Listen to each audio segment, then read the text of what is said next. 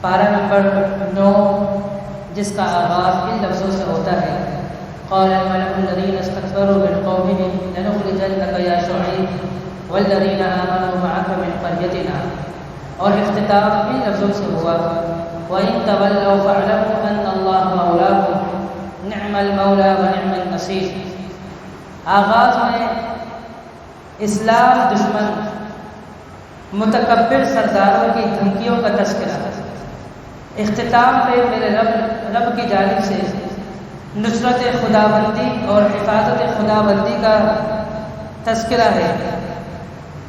وہ کون سے اسباب ہیں جن اسباب کو اپنانے سے نصرت خداوندی حاصل ہوتی ہے، ہم اس پر بات کریں گے۔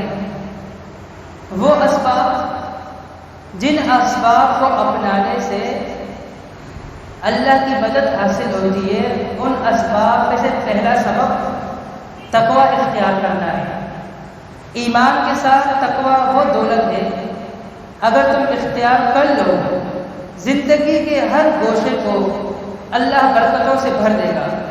سورہ اعراف آیت نمبر 96 میں ارشاد ربانی ہے وَلَوْ أَنَّ أَهْلَ الْقُرَىٰ آمَنُوا وَاتَّقَوْا لَفَتَحْنَا عَلَيْهِمْ بَرَكَاتٍ مِّنَ السَّمَاءِ وَالْأَرْضِ وَلَٰكِن كَذَّبُوا فَأَخَذْنَاهُمْ بِمَا كَانُوا يَكْسِبُونَ۔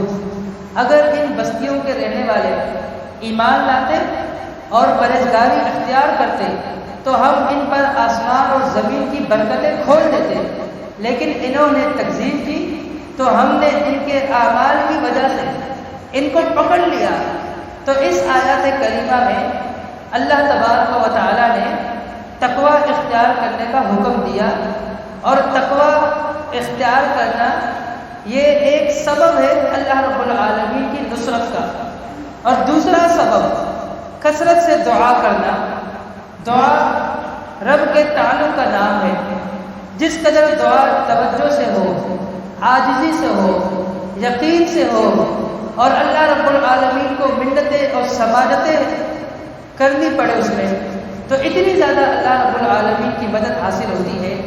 سیدنا موسیٰ علیہ السلام کی دعا کا انداز دیکھیے، سورہ اعراف آیت نمبر 126 میں ارشاد ربانی ہے رَبَّنَا أَفْرِغْ عَلَيْنَا صَبْرًا وَتَوَفَّنَا مُسْلِمِينَ۔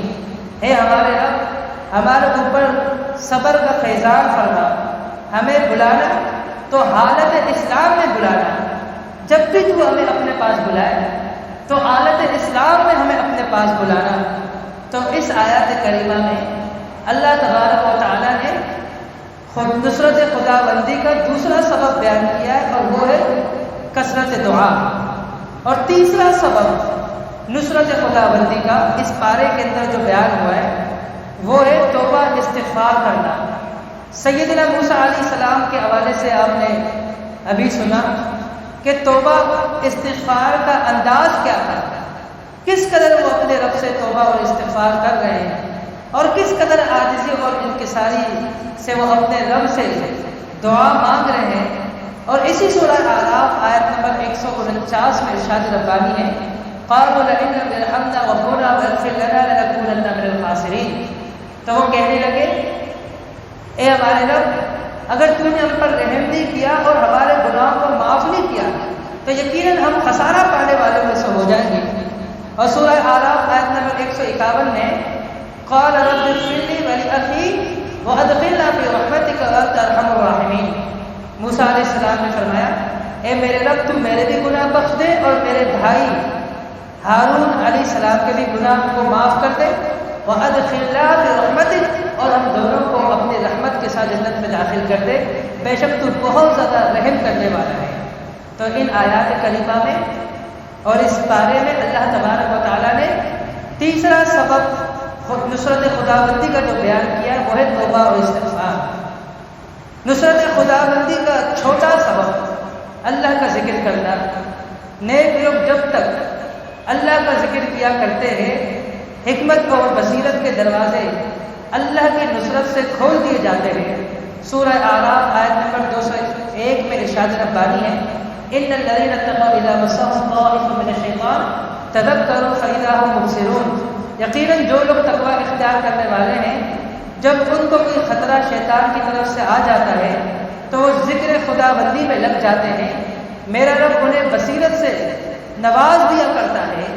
تو اس آیات میں اللہ تبارک و تعالیٰ نے چھوٹا سبب بیان کیا ہے نصرت خداوندی کا، اور وہ یہ ہے کہ اللہ کا ذکر بندہ کرے۔ پانچواں سبب وہ یہ ہے اللہ کی کلام کا ادب کرے، با ادب با نصیب بے ادب بے نصیب۔ یہ رب کی کلام ہے، اسے توجہ سے سننے کا موقع اگر میسر آ جائے، اللہ کی رحمت نصرت بن کر اس بندے کو ڈھانپ لیا کرتی ہے۔ سورہ اعراف آیت نمبر 204 میں ارشاد ربانی ہے وَإِذَا قُرِئَ الْقُرْآنُ فَاسْتَمِعُوا لَهُ وَأَنصِتُوا لَعَلَّكُمْ تُرْحَمُونَ۔ جب تم پر قرآن پڑھا جائے، جب تمہارے سامنے قرآن پڑھا جائے تو کان لگا کر سنو اور خاموش ہو جاؤ تاکہ تم پر رحم کیا جائے۔ تو اس آیات کریمہ میں اللہ تبارک و تعالیٰ نے پانچواں سبب جو بیان کیا ہے نصرت خداوندی کا، وہ یہ ہے کہ اللہ کی کلام کا ہم ادب کریں۔ اور چھٹا سبب نصرت خداوندی کا وہ یہ ہے کہ رب کا شکر بجا ہے۔ اللہ کی مدد جو تمہیں میسر آتی ہے اس کا مقصد یہ ہوتا ہے کہ رب کے شکر گزار بندے بن جاؤ۔ سورہ انفال آیت نمبر 26 میں ارشاد ربانی ہے وَإِيَّدَكُمْ بِنَصْرِهِ وَرَزُقَكُمْ مِنَ الطَّيِّبَاتِ۔ اس اللہ نے تمہاری مدد کی، اس نے تمہاری تائید کی اپنے مدد کے ذریعے اس وقت جب تم کمزور تھے اور لوگ تمہیں کچلنے کی کوشش کر رہے تھے۔ رب ذوالجلال نے اپنی مدد کے ذریعے تمہاری تائید کی اور تمہیں پاکیزہ رزق عطا کیا تاکہ تم شکر ادا کرنے والے بن جاؤ۔ تو اس پارے کے اندر یہ 6 پوائنٹ نصرت خداوندی کے بیان ہوئے ہیں۔ ان میں سے پہلا پوائنٹ آپ نے سن لیا، تقوی اختیار کرنا۔ دوسرا پوائنٹ کثرت سے دعا کرنا۔ تیسرا پوائنٹ توبہ استغفار کرنا۔ چوتھا پوائنٹ اللہ کا ذکر کرنا۔ پانچواں پوائنٹ اللہ کے کلام کا ادب کرنا۔ چھٹا پوائنٹ رب کا شکر بجا لانا۔ اللہ رب العالمین سے دعا ہے کہ خالق اور مالک مجھے اور آپ کو ایسی توفیق سے نوازے کہ ہم ان کاموں کو اختیار کریں جن سے اللہ کی مدد ملا کرتی ہے، اور ان کاموں سے محفوظ فرمائے جن کے سبب رب کی مدد اٹھا لی جاتی ہے۔ خاتمہ بالایمان فرمائے، جنت الفردوس میں اپنے حبیب کی رفاقت نصیب فرمائے۔ آمین یا رب العالمین۔